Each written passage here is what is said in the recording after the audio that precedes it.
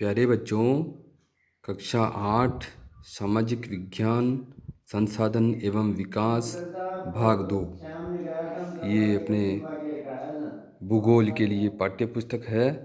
इसका हम पहला पाठ संसाधन का बचा हुआ हिस्सा हम पढ़ते हैं। हमने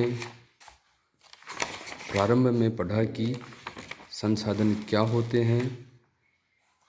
संसाधन जो हमारे जीवन के लिए उपयोग में आती है, जो भी वस्तुएं, उनको हम संसाधन कहते हैं। जैसे कि जल है, हवा है, टेबल है, पेन है, किताब है, ये सभी हमारे संसाधन हैं। इसके बारे में पूर्व के वीडियो में आपको मैंने बहुत अच्छा विस्तार से समझाया है। अब आगे हम इसका अगला पार्ट जो बचा हुआ है वो हम पढ़ते हैं संसाधनों के प्रकार। अब जो हमारी ये जो काम आने वाली वस्तुएं हैं, जो संसाधन हैं, वो कितने प्रकार के होते हैं। तो सामान्यतः पढ़ना शुरू करते हैं हम यहाँ से। सामान्यतः संसाधनों को प्राकृतिक, मानव निर्मित और मानव में वर्गीकृत किया गया है। यानी कि 3 प्रकार के संसाधन बताए गए हैं। एक तो प्राकृतिक, यानी जो प्रकृति ने दिए हैं, ईश्वर ने दिए हैं, हवा है, जल है, मिट्टी है आदि। एक मानव निर्मित, जो मनुष्य ने बनाया है, जो हमारी किताब है, पेन है, कार है, बस है, पुल है। और एक खुद मानव में तीसरा बनाया है मानव, क्योंकि मनुष्य भी क्या है, अपनी बुद्धि से, अपनी कुशलता से अनेक नई नई चीज़ों को बना देता है। तो इसलिए ये 3 संसाधन हुए। एक तो प्राकृतिक संसाधन, एक मानव निर्मित संसाधन और एक स्वयं मानव। ये 3 संसाधन हमारे को इस किताब में बताए गए हैं। अब पहले संसाधन, प्राकृतिक संसाधन के बारे में हम पढ़ते हैं। जो संसाधन प्रकृति से प्राप्त होते हैं और अधिक संशोधन के बिना उपयोग में लिए जाते हैं। अधिक संशोधन मतलब उसमें किसी प्रकार का कोई फेर बदल नहीं किया करने की आवश्यकता होती है। जैसे कि हवा है, उसमें कोई फेर बदल नहीं करते हम, उसको हम श्वास लेने में उपयोग करते हैं। इसी प्रकार से पानी है, अगर शुद्ध पानी है, प्रकृति प्रदत्त पानी है, तो उसमें कोई दवा वगैरह छिड़कने की हमको ज़रूरत नहीं पड़ती है। तो इस प्रकार से कुछ अधिक संशोधन के बिना जो संसाधन काम में लिया जाता है उसको प्राकृतिक संसाधन कहते हैं। आगे देखिए, वायु, जिसमें हम श्वास लेते हैं, हमारी नदियों और झीलों का जल, मृदा यानी मिट्टी, और खनिज जो कि ज़मीन में से गहराई में खोद करके निकाले जाते हैं। जैसे कि लोहा है, तांबा है, जस्ता है, ये सभी प्राकृतिक संसाधन हैं। कौन कौन से बताए हैं? वायु, जल, मिट्टी, खनिज। इन संसाधनों में से बहुत से प्रकृति के निःशुल्क उपहार हैं। प्रकृति ने इनसे हमारे से किसी प्रकार से पैसे नहीं लिए हैं, कोई मूल्य हमको चुकाना नहीं पड़ता है। हवा का, मिट्टी का, खनिजों का, और सीधे ही उपयोग में लाई जा सकते हैं। हवा के अंदर हमको किसी प्रकार का कोई विशेष नई चीज़ नहीं जोड़नी पड़ती है, सीधे श्वास ले लो। जल में से भी इसी प्रकार से है। कुछ परिस्थितियों में प्राकृतिक संसाधन का सबसे अच्छी तरह उपयोग करने के लिए औजारों और प्रौद्योगिकी की आवश्यकता होती है। औजारों और प्रौद्योगिकी की। अब ऐसे कौन से प्राकृतिक संसाधन हैं? ऐसे प्राकृतिक संसाधन हैं जैसे खनिज। जो खनिज निकलते हैं तो उनके साथ में मिट्टी, पत्थर, कई प्रकार की गंदगी होती है। लोहा जब निकालते हैं हम तो लोहा अयस्क होता है, उसमें मिट्टी, पत्थर और अन्य कई सामग्री मिली हुई रहती है। उसको हम हमारी प्रौद्योगिकी तकनीक से और औजारों से उसको जो अशुद्धियाँ होती है उसको हटा करके शुद्ध लोहा प्राप्त करते हैं। तो इस प्रकार से कुछ ऐसे प्राकृतिक संसाधन हैं जिनको हम काम में लेते हैं, तो उसके लिए हमको औजारों की और प्रौद्योगिकी की आवश्यकता होती है। क्यों औजार, अब वो लोहा तो बन गया, पर अब उस लोहे से हमको जैसे कार बनानी है उसी लोहे की, या मोटरसाइकिल बनानी है, या फावड़ा बनाना है, या हल बनानी है, तो अब उसको हमारी प्रौद्योगिकी और औजारों के माध्यम से उस लोहे को उस रूप में परिवर्तित करके काम में लेते हैं। अब आगे की लाइन देखिए, प्राकृतिक संसाधनों को विस्तृत रूप से नवीकरणीय और अनवीकरणीय संसाधनों में विभाजित किया जा सकता है। नवीकरणीय, अनवीकरणीय, कुछ संसाधन जो प्रकृति ने दिए हैं वो नवीकरणीय होते हैं, अपने आप नए होते जाते हैं, और कुछ होते हैं जो अनवीकरणीय, यानी कि नए नहीं होते हैं, वापस नए नहीं बनते हैं, तो इनमें विभाजित किया जा सकता है। तो अब देखिए, नवीकरणीय संसाधन वे संसाधन हैं जो शीघ्रता से नवीकृत अथवा पुनः पूरित हो जाते हैं। हवा को अपन ने काम लिया और शीघ्रता से नई हवा, शुद्ध हवा काम में आती जाती है। इनमें से कुछ असीमित हैं, जैसे हवा, उन पर मानवीय क्रियाओं का प्रभाव नहीं होता है। मानव कैसे भी रहे, कैसे ही नहीं रहे, कितना भी काम में ले, कितना भी कम काम में ले, उनका कोई फर्क नहीं पड़ता। जैसे सौर और पवन ऊर्जा, सौर ऊर्जा यानी सूर्य से प्राप्त जो ऊर्जा होती है, सूर्य की गर्मी, सूर्य की जो ऊर्जा है, सूर्य खूब चमकता है और उसकी ऊर्जा पर हम कितना भी कुछ भी करें उसकी ऊर्जा कम नहीं होती है, जैसी है वैसी बनी रहती है। इसी प्रकार से पवन ऊर्जा, पवन की जो वायु है उसकी जो शक्ति है उसमें भी किसी प्रकार की कोई कमी नहीं आती है। आप जानते हो आजकल सूर्य की ऊर्जा, सौर ऊर्जा और पवन ऊर्जा से बिजली भी बनाई जाती है और अनेक प्रकार के इनसे उपयोग लिए जा रहे हैं। लेकिन फिर भी कुछ नवीकरणीय संसाधनों, जैसे जल है, जल नवीकरणीय है, हर साल बरसात होती रहती है। मृदा है, मिट्टी है, ये भी मिट्टी, और वन, वन भी नए नए पेड़ पौधे उगते रहते हैं। मिट्टी है, नई नई फसलों के हिसाब से बदलती रहती है। का लापरवाही से किया गया उपयोग उनके भंडार को प्रभावित कर सकता है। जल को हम बहुत ज़्यादा उपयोग में लें और एक साल भी अगर सूखा पड़ जाए तो हमारी स्थिति खराब हो जाती है। वनों को हम बहुत बुरी तरह से काटते पीटते जाएं और नए पेड़ नहीं उगें तो हमारी स्थिति खराब हो सकती है।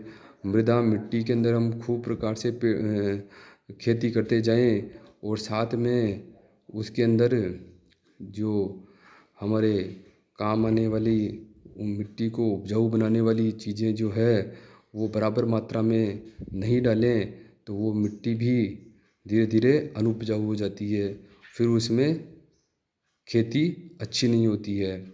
जल असीमित नवीकरणीय संसाधन प्रतीत होता है। प्रतीत यानी लगता है, हमको ऐसा लगता है कि जल तो असीमित है, बहुत है और नया है, नया बनाया जा सकता है, हर साल नया बरसात में आ जाएगा, परंतु फिर भी जल की कमी हो जाती है। और प्राकृतिक जल स्रोतों का सूखना, यानी कि जो हमारी कुएँ हैं, बावड़ी हैं, तालाब हैं, बांध हैं, उनमें पानी नहीं रहा आजकल। आज विश्व के बहुत से भागों में एक बहुत बड़ी समस्या हो गई है पानी की कमी की। अनवीकरणीय संसाधन वे संसाधन हैं जिनका भंडार सीमित है, जिनको नया नहीं बनाया जा सकता शीघ्रता से।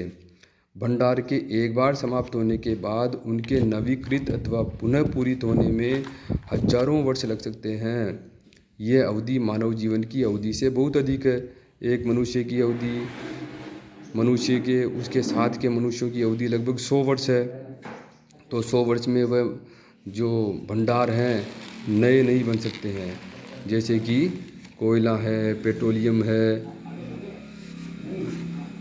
तो ये जो पदार्थ हैं, ये पदार्थ क्या है कि इनको बनने में हजारों वर्ष लग जाते हैं। अगर हम इनका गलत तरीके से बहुत ज़्यादा उपयोग करते हैं तो ये ख़त्म हो जाएंगे, तो फिर नए बनने में तो इनको काफ़ी समय लगेगा। तो अब देखिए इसमें इस प्रकार के संसाधन अनवीकरणीय कहलाते हैं। कोयला, पेट्रोलियम तथा प्राकृतिक गैस इसके कुछ उदाहरण हैं। बच्चों, कोयला जो है वह ज़मीन के अंदर पत्थर का कोयला होता है, ज़मीन में बहुत नीचे निकलता है। तो ये जो पेड़ पौधे हैं और वनस्पति और जो मनुष्य हैं, जानवर हैं, ये कोई भूकंप, बाढ़ आदि के अंदर पृथ्वी की उथल पुथल में ये नीचे मिट्टी में दब जाते हैं और उनके दबने से जो लकड़ियां हैं कोई वो धीरे धीरे कोयले में बदल जाती है। मनुष्य वगैरह हैं, जानवर हैं, उनसे वो दब करके उनसे पेट्रोलियम आदि निकलती है, प्राकृतिक गैस भी इस प्रकार से बनती है। तो अब वो जो उथल पुथल होती है वह भी कई वर्षों बाद में होती है, और जो उथल पुथल होने के बाद जो मिट्टी में दब जाते हैं तो उनको कोयला, पेट्रोल, प्राकृतिक गैस में बदलने में हज़ारों वर्ष लग जाते हैं। वो बदलते कैसे हैं? पृथ्वी के ऊपर से उनको जो गर्माहट मिलती है, क्योंकि वो काफ़ी नीचे चले जाते हैं, तो उस गर्मी के अंदर और दबाव से वह जो लकड़ी है, मनुष्य हैं, जानवर हैं, जो भी हैं, वो दबाव और गर्मी से कोयले, पेट्रोलियम, प्राकृतिक गैस में बदल जाते हैं। प्राकृतिक संसाधनों का वितरण भूभाग के हिसाब से, जलवायु, ऊंचाई जैसे अनेक भौतिक कारणों पर निर्भर करता है। वितरण मतलब उसका फैलाव, उसका उपयोग, उसकी प्राप्ति। जैसे भूभाग, किसी भूभाग में लोहा अच्छी मात्रा में मिल जाता है, तो किसी भूभाग में पेट्रोल और प्राकृतिक गैस अच्छी मात्रा में मिलती है परंतु लोहा नहीं मिलता है। किसी भूभाग में पानी की मात्रा बहुत अच्छी होती है और किसी भूभाग में रेगिस्तान जैसे क्षेत्रों में पानी बहुत कम मात्रा में होता है। साथ ही जलवायु के हिसाब से भी प्राकृतिक संसाधन कम ज़्यादा होते रहते हैं।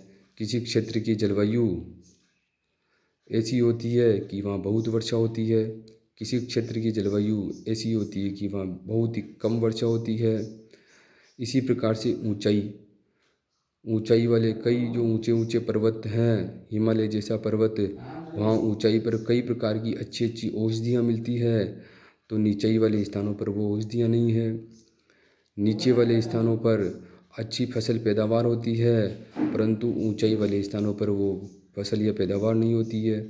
इस प्रकार से जो संसाधन हैं, जो चीज़ें हैं, वो भूभाग से मतलब ज़मीन के हिसाब से, जलवायु के हिसाब से मतलब मौसम के हिसाब से और ऊंचाई के हिसाब से बदलते रहते हैं। पृथ्वी पर इन कारकों में विभिन्नता होने के कारण संसाधनों का वितरण असमान है।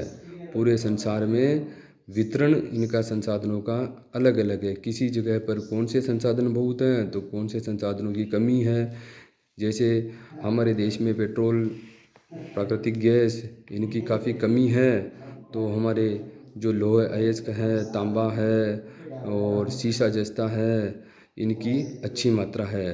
परंतु उन देशों में जहाँ पेट्रोल, प्राकृतिक गैस खूब है, वहाँ लोहा है, तांबा है, अभ्रक है, इनकी कमी है। तो इस प्रकार से पूरे संसार में संसाधनों की अलग अलग स्थिति है। अब हम देखते हैं कि मानव निर्मित संसाधन, मनुष्य किन किन संसाधनों का निर्माण करता है। कभी कभी प्राकृतिक पदार्थ तब संसाधन बन जाते हैं जब उनका मूल रूप बदल दिया जाता है। थे तो वो प्रकृति से प्राप्त, परंतु हमने उनको बदल दिया। जैसे कि लौह अयस्क है, ये ज़मीन से जब निकाला जाता है तो इसमें मिट्टी वगैरह है, पत्थर हैं, कई प्रकार की अशुद्धियाँ मिली हुई होती है, परंतु हम उनको बाहर निकाल करके हमारी प्रौद्योगिकी से संसाधन बनाते हैं। कैसे बनाते हैं? लौह अयस्क उस समय तक संसाधन नहीं था जब तक लोगों ने उससे लोहा बनाना नहीं सीखा था। जब तक नहीं सीखा था तब तक वो किसी काम का नहीं था। लोग प्राकृतिक संसाधनों का उपयोग, अब उस लोहे को हमने अच्छी तरह से बना लिया और कई जैसे सीमेंट वगैरह बना ली हमने, मशीनें बना ली हमने। अब उनसे हमने क्या किया, उसका उपयोग हमने पुल बनाने में, सड़क बनाने में, मशीन बनाने में और वाहन बनाने में करते हैं। वाहन बनाने में लोहे का उपयोग, मशीन बनाने में, सड़क वड़क बनाने में, पेट्रोल प्राकृतिक गैस के बाद में जो हमको बचे हुए अपशिष्ट पदार्थ डामर रहती है उससे बना लेते हैं, सीमेंट वगैरह से, लोहे से पुल बना लेते हैं। जो मानव निर्मित संसाधन के नाम से जाने जाते हैं, प्रौद्योगिकी भी एक मानव निर्मित संसाधन है। तो देखो, जो प्राकृतिक संसाधनों के उपयोग से हमने हमारी बुद्धिमत्ता और प्रौद्योगिकी के माध्यम से सड़क, पुल, मशीन और वाहन बनाए, वो मानव निर्मित संसाधन हो गए। अब इसमें प्रौद्योगिकी भी एक मानव निर्मित संसाधन है, क्योंकि प्रौद्योगिकी से ही हम प्राकृतिक संसाधनों को मानव निर्मित संसाधन में बदल लेते हैं। प्रौद्योगिकी मतलब तकनीक, किसी पुरानी चीज़ को, जैसे कि पहिए का आविष्कार हुआ, अब उस पहिए के आविष्कार को हमने प्रौद्योगिकी के माध्यम से उससे बसें, कारें आदि बना ली और वो हमारे जीवन में बहुत उपयोग आ रही है। कंप्यूटर है या मोबाइल है, सिर्फ उस कंप्यूटर मोबाइल को कुछ चीज़ों में उपयोग होता था, परंतु हमने उसमें नई नई प्रौद्योगिकी जोड़ करके उससे फिल्म, एविएशन भी बना सकते हैं, कार्टून भी बना लेते हैं, चित्र भी बना लेते हैं, बड़ी बड़ी गणनाएँ भी कर लेते हैं। तो इस प्रकार से प्रौद्योगिकी हमारे काम आ रही है। अब आगे देखो, इसलिए हम जैसे लोग प्राकृतिक संसाधनों का उपयोग करके मानव निर्मित संसाधन बनाते हैं, मोना ने समझाते हुए कहा। हाँ, राजू ने स्वीकृति में सिर हिलाया।